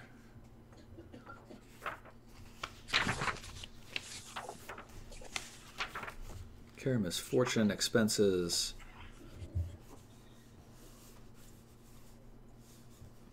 Of course, true to King Arthur Pendragon, there is no information on where to find information about a loan. Oh, I think it's an emergency income. Forced loan, Templars. You can borrow from the Templars. Ah, nice. Page 55 of Books of Knights and Ladies. Knighthood is a profession of honor, and knights should not sully themselves with base affairs of lucre and borrowing. But, just in case, it is possible to borrow money. It's a lowly activity, entirely unworthy of chivalry. Great. Oh, wait. The forced loan only comes into use during the Twilight period. Right, well, but no, Wait, the Templars are merchant bankers, right? Yeah. Page 55, pawnbrokers, mortgages. Yes. God. Yes, you can offer some valuable possession and the broker names the amount he will loan for it, usually half of the normal purchase price. So I don't know that you have anything you can put up for a pawnbroker. Borrowing from friends is your best result here. Yeah. Okay, so if you borrow from anyone else, you lose a point of honor. how about I try to borrow some money from Dwinwyn, and I name my beautiful fairy spring after her. Oh, Naming rights. Yeah, that sounds That's awesome. pretty good. I'll take that too. Dwinwyn Spring. Nice. Aw. Dwinwyn Spring. Okay, so you're giving her 3 Libram, Dwinwyn? Yeah, I guess so. Okay, go ahead and put that down. You don't under have expenses to. as You well. can say no. No, but I love this deal, and I loan you Okay. the Libram, and I say that my only other stipulation is that you come to the feast that I'm having. Nice. Oh, hell yeah. Yeah. Hell yeah. Very cool. All Okay, right, so what do I need to record now? I need to record. yeah, so emergency income is 3, and then expenses is 6. Okay, so I'm just breaking even. Yeah. All right. Okay, so you set aside money for the next year's living expenses, which is ordinary, is 6 to 8 Libram, so you've done that. You pay for all existing improvements. So, for example, now actually Herethric is when you would pay that 1 Libram for the apiary, but it's fine, whatever. You've paid for it. If any of you would like to build next year's improvements, you may pay for those now. Yes. I'm looking at that right Can't now. afford anything. So, of course, there is a little bit handout here, the manor improvements summary. I ask Yvonne, is there anything she thinks... Oh, man, I want to build a Conygarth, but you get a roll for cowardly. Oh, for building not horses, hares. Yeah. I'm kind of invulnerable to roll cowardly, but I can't risk it. Yeah, true. So... Are we building developments or enhancements? Either. It's Yeah. just any improvement. So you've got common structures, developments, buildings, enhancements, fortifications, investments. I'm sorry. I am struggling. Okay. I'm not understanding how much money I have. You have expended all 6 of your anticipated income. Right, so I can't make improvements this Correct. year. You have no Okay. further money. Okay, good. Yeah, but that's good Well, because not like good. you've maintained yourself as a knight should be maintained. You just don't have a lot more to invest into your manor's growth. Okay, That's all. I can live with that. Yeah.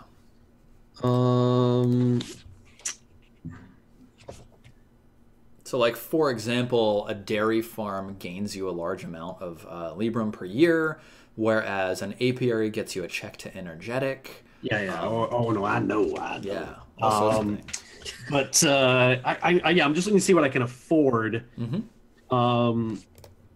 I think.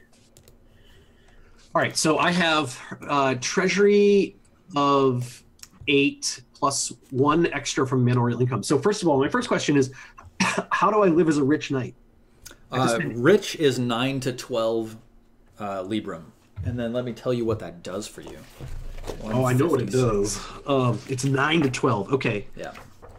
That sounds like a good plan for me too. You should live as a rich knight. Especially, you're trying to have a kid, right?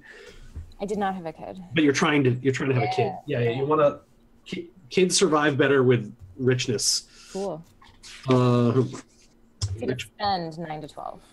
Yeah, so this is like basically you're just spending it on yourself. You live as a rich knight. You regularly enjoy rich feasts. You have like really nice clothing, etc., glossy coated horses, and you gain glory equivalent to the amount of librum you spend maintaining yourself, which is the same if you only spend 6, except that if you're spending 9 to 12, you get slightly more glory. So, right. So next. So that comes up next year. Or where the hell is that for how you lived? There is no how you lived the last year, actually. Oh. Yeah. Oh. Oh. All right. So do we spend 9 to 12 on our manor or on other things? Well, that's spent on you. Okay. So I have 30 total. Mm-hmm. So if I spend 9 to 12 on me, I only have a certain amount left for my manor. Yes. Okay. And should I spend all of my money? Is that a smart thing to do? It's generally like there is no real concept of banking in the Arthurian era, so there is no like let's save for the future. Well, It's fine to keep a little bit in your treasury for future years of disaster or whatever. Right. Yeah. Keep a little bit, sock a little bit away, but invest while you can. Gotcha. I'm thinking that we build. I'm gonna go crazy here and say we build a dovecote. Cool. So that's 5, and then we live richly for the year, and it's kind of our year-long honeymoon. And also, I would like my baby to survive. Totally. So that will leave us. That'll be a cost of 8 for, and that'll leave us with a net of 1. Very nice. All right, so now that you have built an improvement, I need you to check to see if it was successfully completed, which I think is just a straight 1d20 roll, and on a 1 it isn't. Do we do that one now? Okay. Yeah. Yeah. Okay.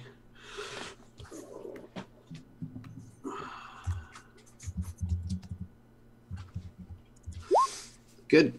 Cool. Okay.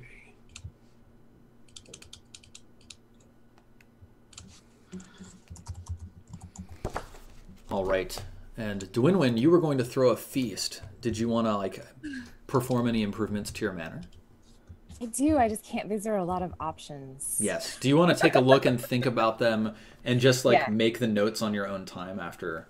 I will 100% do that. Let's focus on the feast. So, Super awesome. Yeah. how much is the feast? So a feast costs one librum, but then you earn glory equivalent to how many librum you spend. Cool. So a grand feast, 1 librum pays for 30 nobles or 100 commoners, and you earn glory equal to the money spent. So it would only be 5 glory if I spent 5 librum. Yeah, exactly. Yeah. Let's do that. I'll spend Okay. 5. Cool. Nice. Sounds good. All right. Now that we've gone through that, it's time for us to track how much glory you've earned over the year. Yeah, I'm on the. So let's see. Winter phase. Whoop.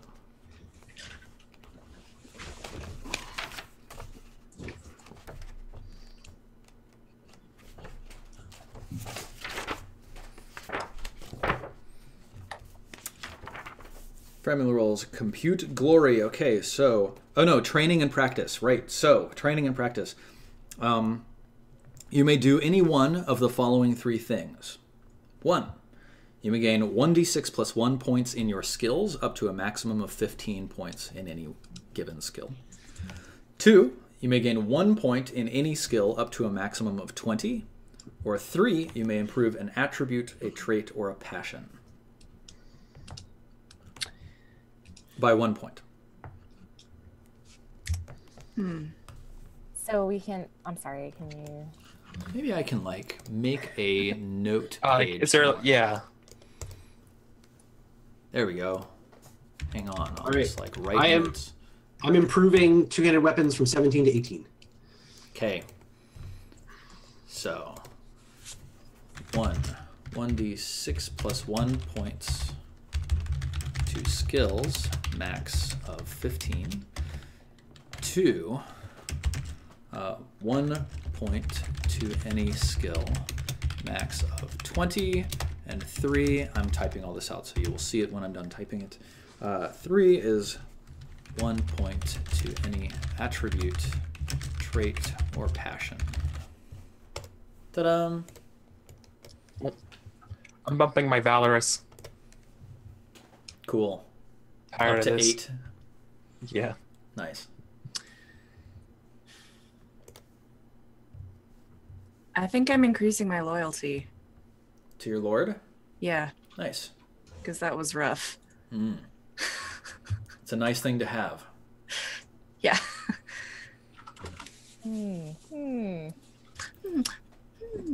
What think you, Dwinwin? I think I'd like to improve my sword skill. Okay. Is that up to 16 now? Yeah. Cool. Oh, is that too high? No. Not at all. All right. Now you get glory.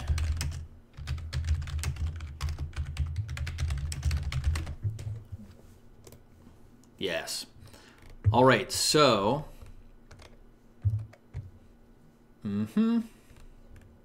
So those of you who got married, you automatically gained the glory equal to the glory of your spouse. You've already got that.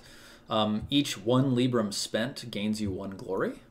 So all of you should mark down that you've gained an additional, for example, 17 glory for Dwinwin, 11 glory for Hrethric, or however many you spent, and then 6 for the others of you. Even for the... Well, I didn't spend anything. Is it for you know, lifestyle maintenance, the whole deal? Like Yes. Lifestyle maintenance, any lifestyle maintenance, like any Libram you spent on yourself basically gives you 1 glory. but not improvements or investments. Correct. Okay. Yeah. If you have maintained yourself as a rich knight, you gain 10 glory. Oh, okay. So Just for being rich, an additional 10. okay. So Dwinwin and Hrethric. I don't, right? No, you are ordinary, so you gain no additional income. Yeah. Those of you who own land, all of you do. Yes. Annual glory is the year's income in Libram, so each of you have earned that. Any trait or passion of 16 plus gains glory equal to that value every winter. So for all of your traits, if they're 16 plus, add that amount. Right. On the glory sheet, you should be able to go through and like just calculate all this stuff. And so if anything is, you should calculate it now, and then if anything improves, obviously, like somebody just raised here, you just raised something from 15 to 16, a passion. Sword skill. A skill. Oh, Yeah. sword skill. Or Jess, was that you that raised the? Yeah. What was your loyalty to Lord? It was only 13. Now it's Oh. 14. All right. So when that goes to 16, you'll actually get 16 glory a year for it. Yep. Oh, sick. So for any passions or traits that are over 16, they each equal 16? Yes.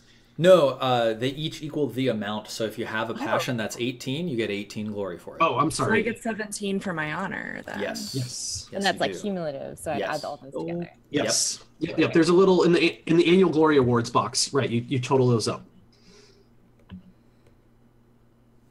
Cool. And I think that's basically it. All the rest of it is like adventuring or tournaments or whatever. Cool.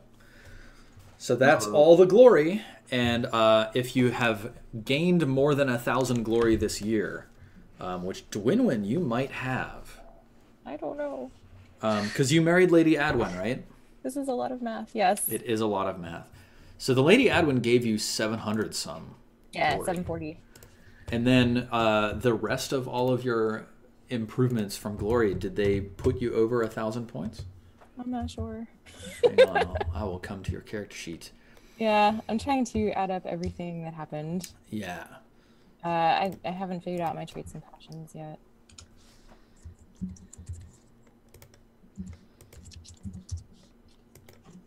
So owning land gives you 36 glory.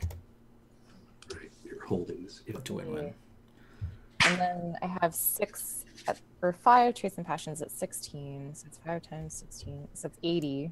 Cool. I don't know if I missed anything.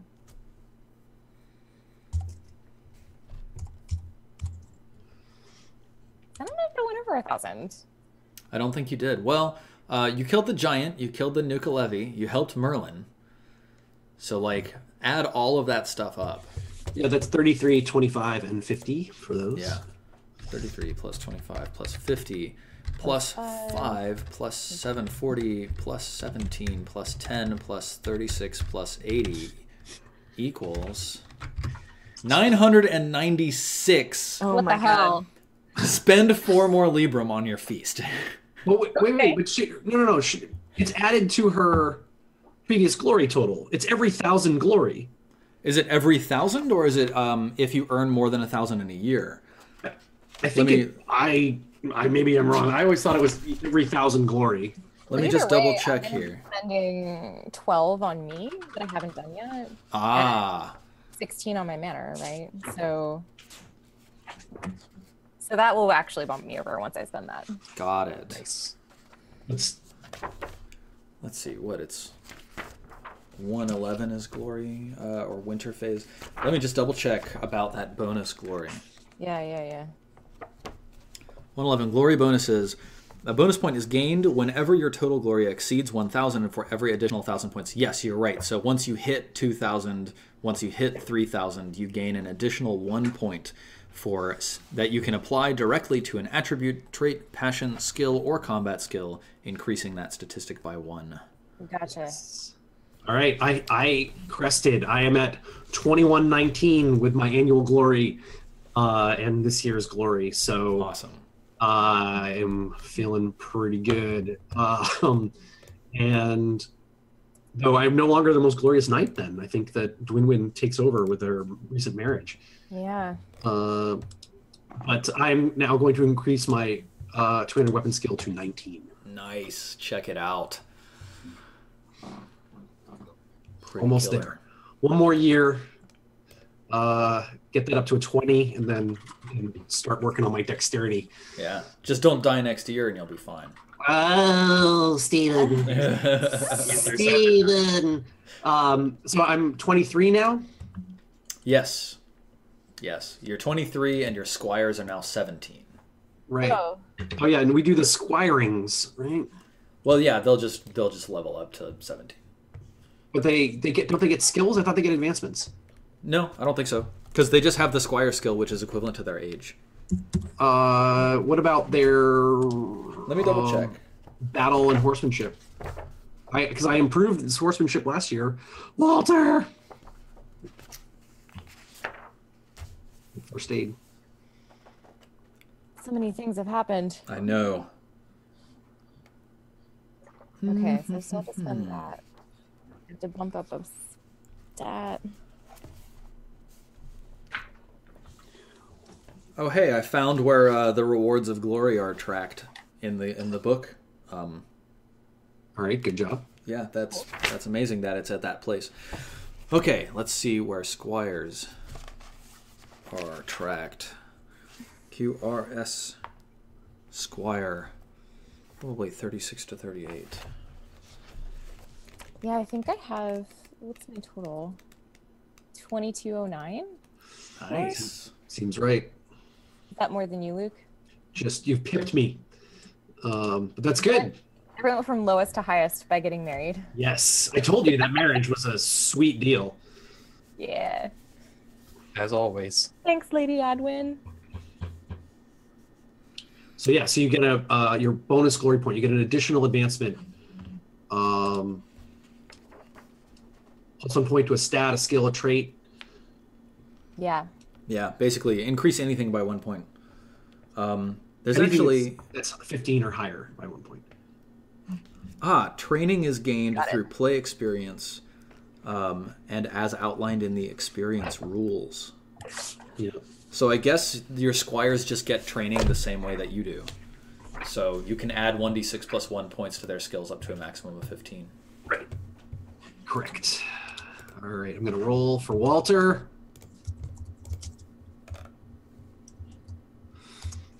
Four. Cool. Nice. Okay. I think that does it for our show today. Yeah. A lot of stuff happened. Yes. Those winter sessions, they take a bunch of time, but we are going to get smoother at it as time goes on. So, all right. Yeah, good job adventuring with Merlin and killing a giant. We saw Dwinwin's life flash before our eyes. It was terrifying. It was. All right, let's do some shout-outs. Let's start with Luke. Hello, Internet. Maybe I will have a surprise for everybody this week. Maybe I might announce something, so maybe watch my Twitter feed or someplace. But yeah, otherwise, have a good week, Internet. Nice. Jess, how about you? Hi guys. Thanks for watching. You can follow me on Twitter at Silden. It's kind of stopping now. There were big, giant, fluffy snowflakes through like the entire game, and it was very nice winter ambiance. I tweeted a video because my camera cord isn't long enough to show you guys, but go check that out. I play D&D on Wednesday nights. That's on the Misclicks Twitch channel. That's twitch.tv/Misclicks. No C at the end, just a KS. Yeah, that's pretty much it for me. Oh, also, my special friend Colin did a game with the one and only Steven, where they played Overwatch and had actually very interesting discourse about burgers. So if you like food, watch that. That is right here. Yeah, that's it. That's it for me. Thanks for watching. Thank you. Eric, how about you? Yeah. Hey, I'm Eric. I'm Eric Vulgaris on the internet. I do a lot of story gaming and other long-form tabletop gaming. So if you want to check it out, in 2 hours, I'll be playing Blades in the Dark. Continuing my It's Never Sunny in Duskfall game. Awesome. And Kira. Hello. I think the thing you could find on the internet that I'm doing right now, it's a project I'm doing with my friend Alyssa, and it's called Resistor. It's a zine about cyber witch stuff. So like witches on the internet.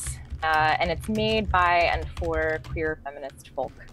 And it's really cool. We have a Patreon. We're going to kick it up because we're working on issue 2. So it's games, art, and short fiction set in kind of like around that idea of cyber witch stuff. And the next one is about bodies. So if you're into weird body, witchy game, cybernetic stuff, check that out. It's pretty cool. We're very proud of it. It's a very cool little zine. What's the best link to deliver? Is it the one on your Tumblr or? Actually, I have it tagged at the top of my Twitter, or whatever that is. It's I'll go find it. Permanent post. Yeah, because I don't think I have like a link to the Patreon, but that links you to the RPG Drive-through RPG copy of issue 1. It's not very well linked yet. I'm working on it. Oh. Yeah. Search a little. Sorry, there we internet. go. Got it. Nailed it. Definitely go check that out. Cool. It's cool. It's got witchcraft. Awesome. All right. Well, I think that's it for us. Thank you for watching. You should definitely follow me on Twitter because that's where you'll hear more information about this. And we'll see what can happen next week as far as who's around to play, and we will be announcing that very soon. So thank you for coming. Thank you for hanging out and having an awesome time with all of us playing King Arthur Pendragon. And we will see you next time. So have a great day.